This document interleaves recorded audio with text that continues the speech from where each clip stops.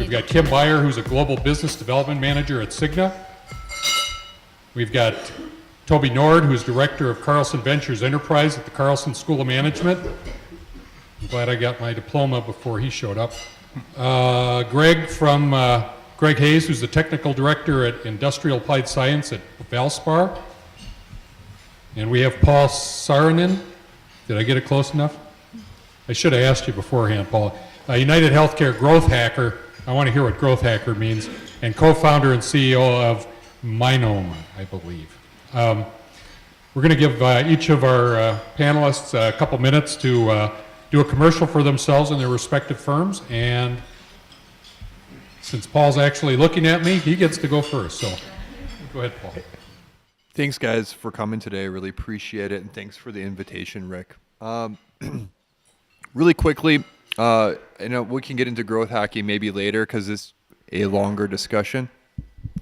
But about 7 years ago, I started down this path when my youngest daughter was born with a heart defect. She was in heart failure at 48 hours old. Led to a 4-month-long stay in the hospital. My wife and I spent every single day with her. From that experience, we decided, my wife and I, that we were going to be all in on helping make changes or helping find solutions to the problems that we ran into with our health experience. My wife decided to put together a nonprofit really quickly. The work the nonprofit has done has resulted in 10 million babies being screened for heart defects in the U.S. alone this year. Unbelievable.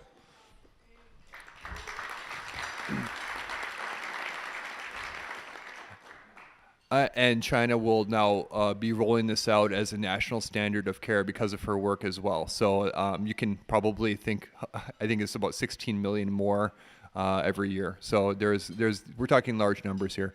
My background, I've had a couple startups, the last one a genetic startup, which I'm more than happy to share about later. Today I work at Optum as a growth hacker, which is a fancy word for marketing in a startup, right? We use a lot of different techniques, but I work with intrapreneurs every day. We have 8 of them, and I manage a portfolio from a marketing perspective. Nice to meet you all.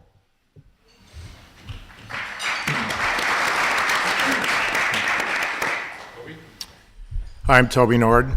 This microphone is really intimidating. It's the biggest microphone on the planet. I teach at the Carlson School. My main job is to teach entrepreneurship.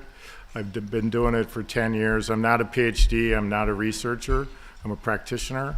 The way I teach it in the program I run called the Carlson Ventures Enterprise, we teach entrepreneurship through experiential learning. So I've probably done in the last 10 years about 250 projects for entrepreneurs and intrapreneurs. So ranging from back of the napkin startups all the way to the development or innovation divisions of some of our better known Fortune 500 companies.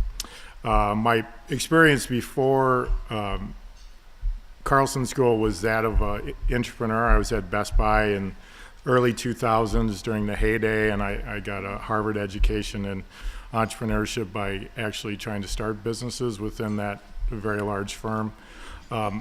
Since I've been at the Carlson School, I've also had the experience of being the chairman of the board of a startup for the last 7 years, which just raised $17 million. Well, I'm the ex-chairman of the board now because we just raised $17 million. So I think I'm here because I have a unique perspective of both entrepreneurship and intrapreneurship from the inside. Oh, I consult too, by the way. Morning, everyone. My name is Greg Hayes. I'm with the Valspar Corporation. I've been part of Valspar for 20 years in October. I'm still trying to figure out when that happened. Started at a greenfield plant in Bowling Green, Kentucky. So whole new production facility, whole new manufacturing process, and all new people. So we were just trying to figure out how to make it work. Over the course of my career, been engaged in more and more entrepreneurial activities, I guess is the correct term. developing a greater interest in connecting market needs, perhaps poorly defined market needs, with technology solutions, and then pushing those out into the marketplace. Had a chance to travel internationally and see kind of what customers abroad think and get their different perspectives. And a year and a half ago, I was offered the opportunity to kind of extend from that single segment of the business to an enterprise level. Made the transition to Minneapolis, where I now have a small team of individuals that's really tasked with developing differentiated solutions for Valspar, using both technology we develop in-house or reaching out to outside sources to collaborate through the development of technology, and then working with our marketing team to push those into the marketplace. Have a tremendous interest in understanding market needs and connecting market needs with solutions to bring differentiation to us in the market. Thank you.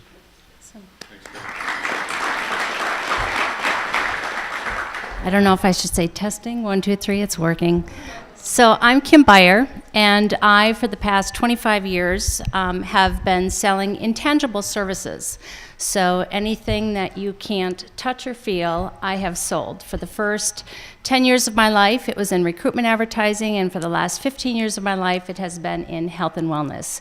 Currently, I am the Global Business Development Manager for Cigna. So I am, as Rick said, I am the cousin from across the pond. My office is in London, but I work virtually because my territory is the world, minus Africa and the Middle East.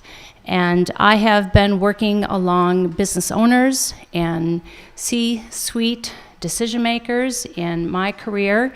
For my whole life, I have been an intrapreneur, and it has been in the last 3 or 4 years that the term has actually come about, and I have identified myself as an intrapreneur. It was at a networking event that I met Rick. My friend introduced me as an intrapreneur, and Rick invited me to the panel. So I look forward to sharing with you today.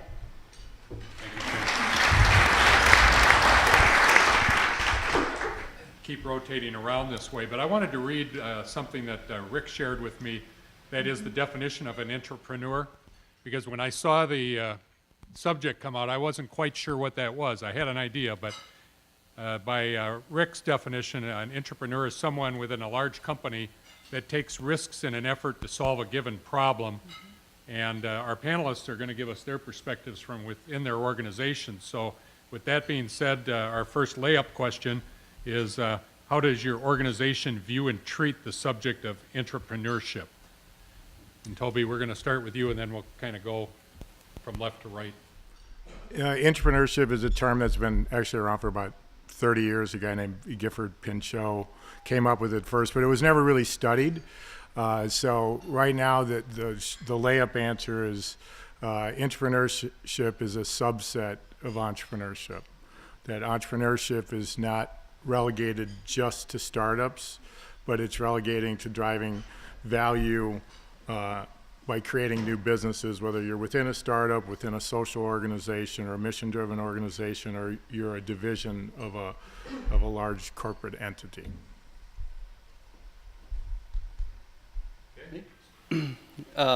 Okay, so entrepreneurship is not something that I would say is strictly defined within the company I operate within. It tends to operate in pockets. It's something that we attempt to foster. And in fact, right now we're in the process of setting up an innovation network across businesses, because we are a global company and we're distributed around the world. And that in and of itself presents a very unique challenge.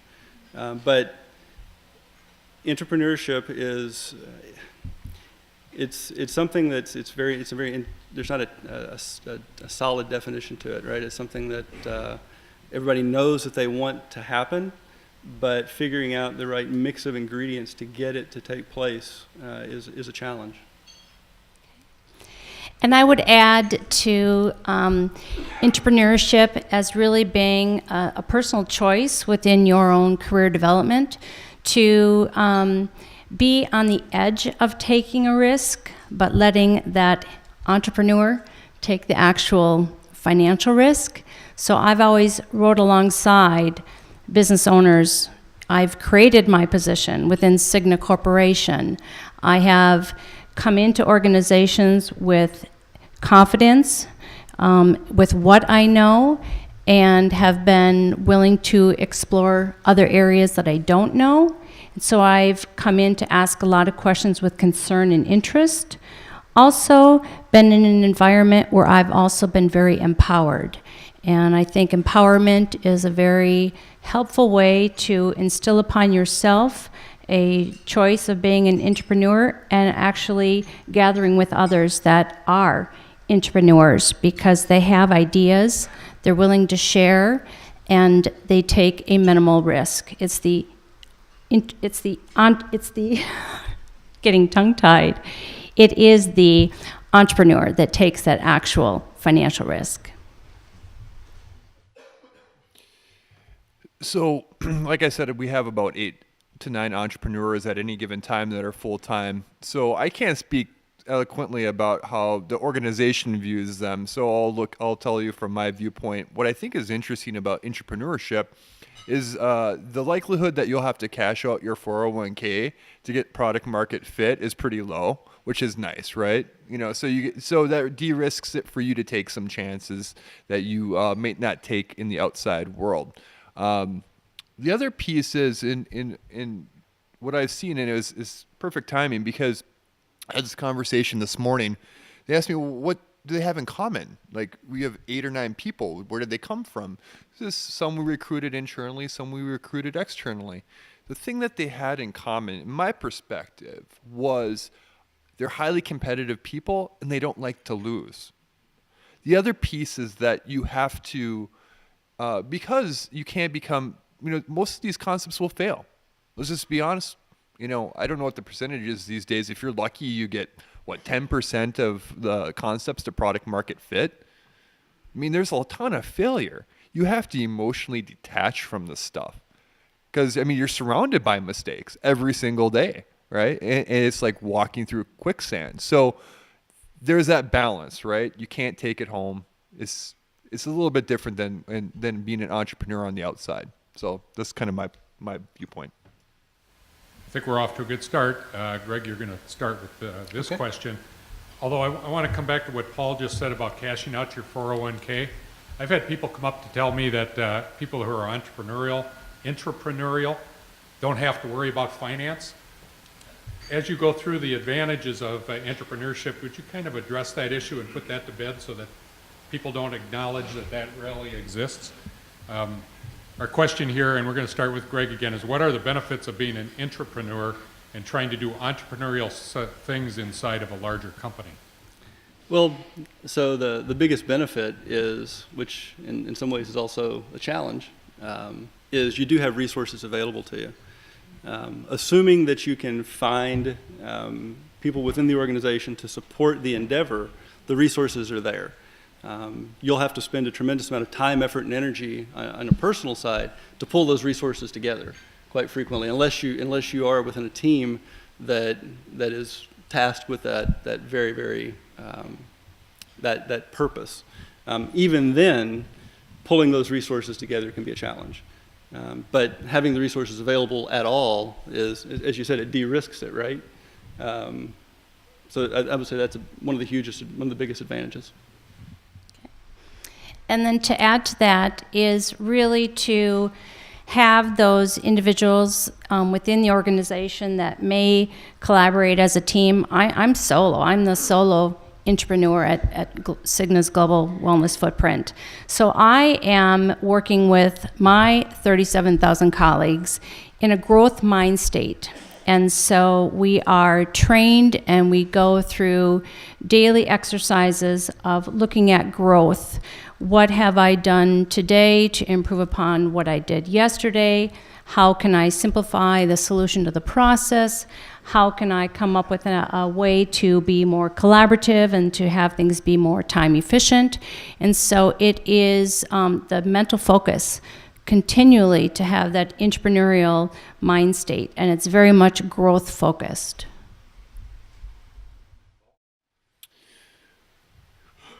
Could you repeat the question so I can? What are the benefits of being an entrepreneur and trying to do entrepreneurial things inside your organization?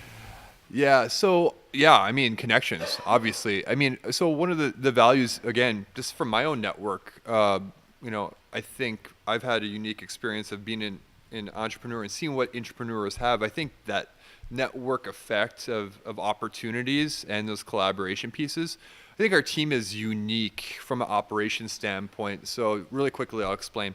We have a full stack design and development team as well as marketing communications. Is very different. So if I wanted to go out and hire an agency to do this stuff for me, they may not be prepared to work with the uncertainty that we deal with every single day and the amount of change. Actually, we move at such a rapid pace in the experiments that we run that they have a hard time keeping up unless they're in the office with us, right? So there are, I think there's opportunities for that network and those collaborations, but also I think there's some interesting learnings that we've developed by having that internal team and resource team that's very highly focused on this early stage learning and understanding, which is much different than growth and scale. And those competencies are much different. Having been on a panel in here in the same room last week, I know that you guys are sitting there, and every time somebody says something, you think of something new that you wish you would have said. So we're going to kind of go around that corner and say the first question was about benefits. Let's talk about challenges.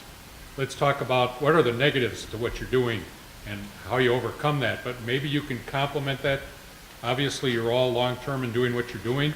You must love it to some extent. So let's have that love-hate relationship here and talk about the challenges of your roles. And I think Kim, I think you're going to end up with the first shot this time. So the biggest challenges is to not trust yourself. We all have ideas. We all have fear. And I think one of the biggest takeaways would be to embrace your fear. Don't let that be a roadblock for an intrapreneur or an entrepreneur. We have a term for it. It's called corporate antibodies. So let's just be honest. I mean, in any large corporation, risk, is hard to stomach. There are so many impacts, like factors, and we call them antibodies. There are things like heavy governance, legal, oversight, things of that nature that are trying to literally remove or kill you out of the organization because of the risk of the things that you're trying to do. Our process and the way we've developed it is to try to mitigate that risk as much as possible. So, trying to, again, survive and thrive within a large organization which is not set up to really accept the fact that you're there is an ongoing challenge and kind of an interesting dance that you kind of take on and accept. I think to pile on that point, I still can. One of the things I meant to say is I still consult, so I get a chance to practice this still. And I asked one of my mentors, who's been doing this a long time, what's the biggest problem with corporate innovation or entrepreneurship? What's the biggest challenge? He goes, well, organizations can't get out of their own way. So. Look at it like if you're an entrepreneur within that organization and you're not taking a financial risk, but you're taking a career risk, you're taking a trade-offs risk, you're taking a risk of being associated because it's a failure. You can tell the CEO of the company, say, yeah, we're going to fail, but we're going to learn from it. And they're like, yeah, whatever.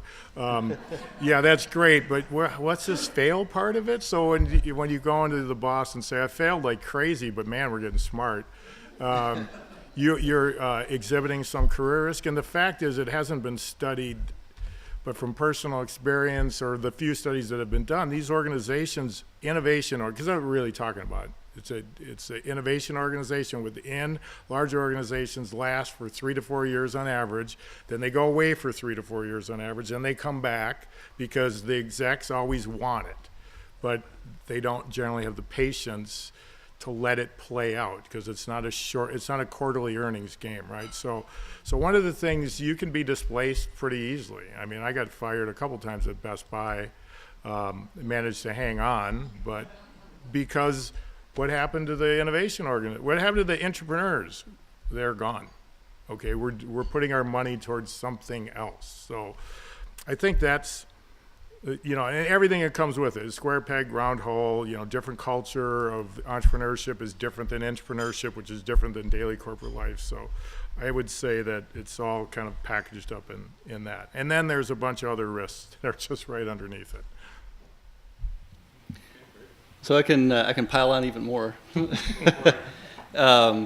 If you read Creativity Inc., I think it's Ed Catmull, he writes about the beast and the ugly baby.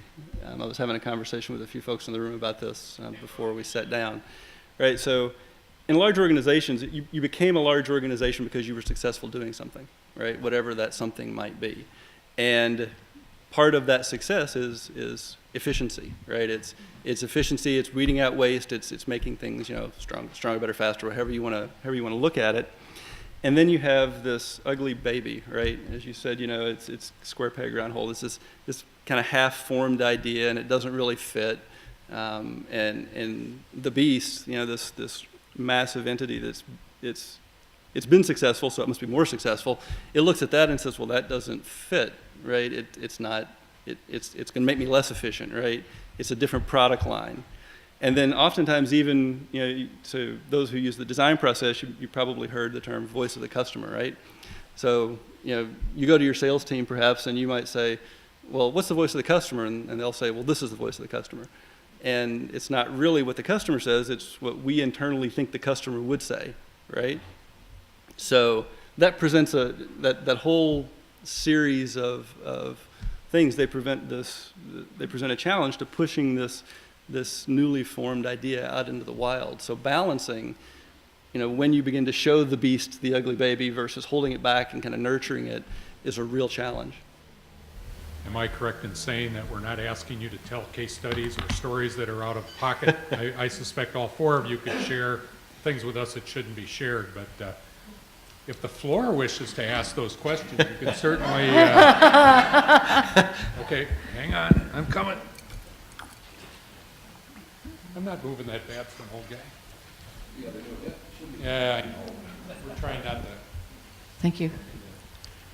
How do the four of you play with your merger and acquisition groups or your post-merger acquisition groups? I would think entrepreneurs need to almost be a double agent with the intrapreneurs or vice versa.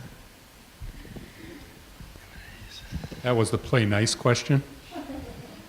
So I'll start. Go for it. I don't know who follows the press and who knows of large healthcare mergers and acquisitions, but as I said, I work for Cigna Corporation, and so as you all are aware, there will be a combination in 2017, 2018 with Cigna and Anthem.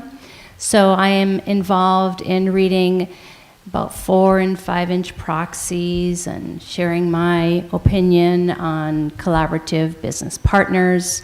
And I am just the opinion that gets rolled up to the legal entities and the financial entities and the boards. So I check boxes on many of those documents. I think one of the things that, at least from a position that mergers and acquisitions and entrepreneurship or innovation are two separate but can be related things, because I mean, if you take the simple thing is one way you're growing your growth, the other way you're buying your growth. And the failure rates in mergers and acquisitions is almost as astounding as new product development. I think there's a case to be made so entrepreneurs are usually not involved in the decisions of mergers and acquisitions because they're completely different, just like they're not in corporate venture capital usually. But they may be the team that takes, especially a nascent company or a startup, and works to develop that into a standalone business. So I think they're not interchangeable, but they're still related activities. So it's more to do with you're the parents of the spin-off. Right. When you're evaluating a merger and acquisition, it's mostly financial metrics, and then there's some assumed synergy that's going to come out of it after you get through, organizational fit, whether it's, do our systems work and do our people work? And frankly, people don't spend enough time on that, I think. But very rarely will you throw an intrapreneur into a new acquisition, unless again it's just a baby startup. Then they may put an intrapreneur to say, okay, we're gonna develop this together. It might be more resource augmentation than anything. Okay. Yeah, just to add on to that, I mean, I think, we watch some of the M&R that happens just out of curiosity to see, is this fit within the broader spectrum of what we think is the plan, right? Or could we develop something to complement that? But the reality is that, I've watched a few different mergers and acquisitions, and then trying to integrate with the enterprise. I mean, it's like a couple-year-long process, and then ultimately, and I think everybody's seen the same walk here, the people that develop that, are out after their non-compete is done, right? A couple years later, and you're left with, hopefully something decent. But I think in terms of the portfolio and seeing, what is the company interested in? How can we help, or how can we complement some of those acquisitions? I think it's something we pay attention to. I think so. I don't know what Gerald's perspective is, but I was actually part of an acquired company, and it was an acquisition of near equals. And you touched on the role of culture, right? And even when you think there's a good business fit, and maybe the systems will come close, and maybe even the product lines are fairly close, right? Because that's a lot of what most of the mergers I've seen, at least. It's not really we're buying a new piece of technology to nurture it and bring it to fruition. It's, hey, we have, we're gonna take out a competitor and merge our resources so we can become even a bigger beast, right? But even if all of the metrics seem to fit, kind of the culture that exists is a real challenge, getting that right. And once you get through all of that, and that can take decades to really work its way through the system if you're in a mature industry, at least that's been my experience, right? Then you kind of go in and you look for the nuggets that maybe you could build off of and pull in and push them into a market space that nobody's thought of. But that's been my own personal experience with it. I'll just add a little time perspective on that, because today I just came out of a big corporate meeting, and the division that I work for was acquired by Cigna in 2006, and the legal entity and all of the acquisition documents were final this morning, and it's 2016. I would dare say, Rick, that if we ever want to do another deal on something along these lines, we may want to do something on integration, because I suspect you guys all have stories that you can tell that under that guise, otherwise we're too far afield today. Just quickly to add into that, I think one of the rules, it's a kind of unspoken principle. We, as entrepreneurs, work with looking at customers and developing that early customer base, early adopter base. We usually typically avoid larger companies just because of the time that's required to iron out those deals in the B2B space. We usually go for smaller size entities that are more in a underdog, portion of that category, just because they're more willing to compromise and flex and move faster along with us than a larger entity as well. The startup I was at, we had it started as maybe a minor purchase, but it turned into a strategic relationship with a Fortune 500, a beast, a Fortune 500 company, and it took us 2.5 years to do a deal, and the deal almost killed us.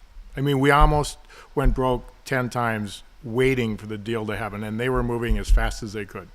So that's one of the big companies and startups. There's a lot of things that can go really, really bad.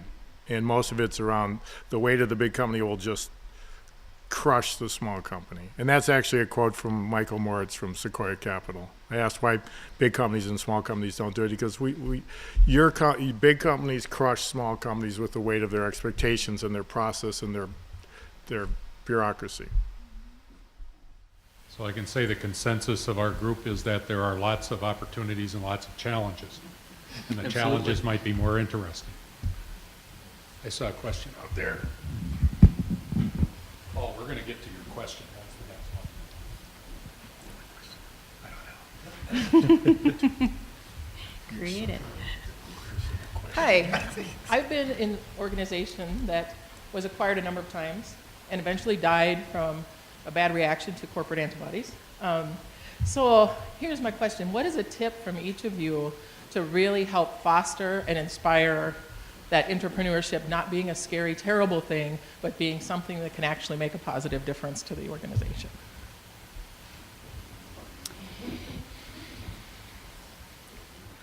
So maybe I'll take a crack at it. So the big thing is find people that are like-minded within the organization.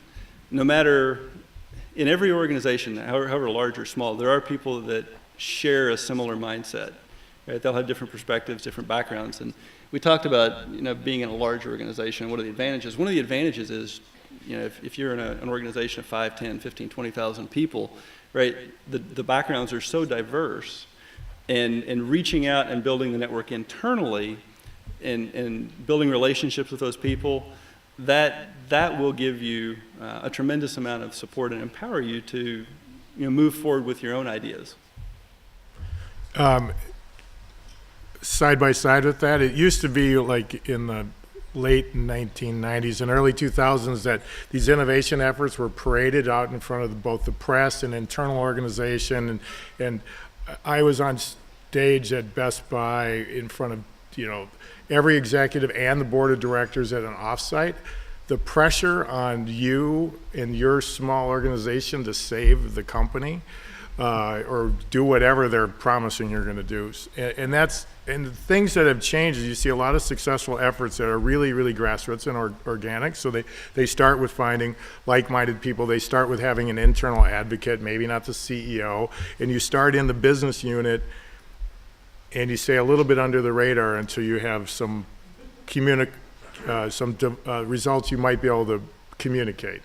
We've sold this, we've hit these milestones. It's usually not sales, but it's usually some sort of milestones, at least prove there was some value. That would be under the radar. And I have a few things to add to that with regards to just personally choosing to be collaborative. I mean, everybody has work colleagues that you like and those that probably aren't going to get the Valentine's candy. But with every effort in a work environment, small or large, to try to give more than you take. So the willingness of sharing the ideas and being proactive and taking on the extra workloads and sometimes working those odd hours. I'm a testament to that. When I have meetings in India, I have to readjust my whole life schedule because it's 16 hours, well, with daylight savings, sometimes 15, 16 hours ahead of us. So just being in that collaborative nature and really showing appreciation. Every time there's a project, I mean, you even signatures on your statement to have something with appreciation so that you're sort of the go-to person in a large or small work environment, and really try to position yourself as an ambassador of the company so that your professional life and your personal life are really mirrored. I work for a healthcare organization, so I have to walk the walk and talk the talk. Real quickly, I'll share a quick story. We have a corporate intranet. Front page of the intranet has news and updates of things that are going on around the company. We had published a video that was done to profile one of the startups and the intrapreneurs that we had on that project. It was a great project. They went through the process, and ultimately, I think the end concept, was close, very close to product market fit. It had some challenges. But that profile of that individual, was cast around the rest of the organization. He told me that he received dozens and dozens and dozens of emails from people he has never met, probably never will meet inside the organization, telling him how happy they were to see that the organization is willing to do these types of things. And I think the easiest thing that happens to us is you take it for granted. You're given this opportunity to try to do something amazing with it, whether it's window dressing or anything else. You're given this opportunity, and there's pressure with it, sometimes greater, sometimes smaller, but it's easy to take that for granted that there are other people within the organization that will never get that opportunity. So take that time and that opportunity and do the best you can with it. Okay, we've got about 5 minutes left. Wow. Paul, you're going to get to go first because you threw this question at those of us that are up here about what is the intrapreneurs kryptonite.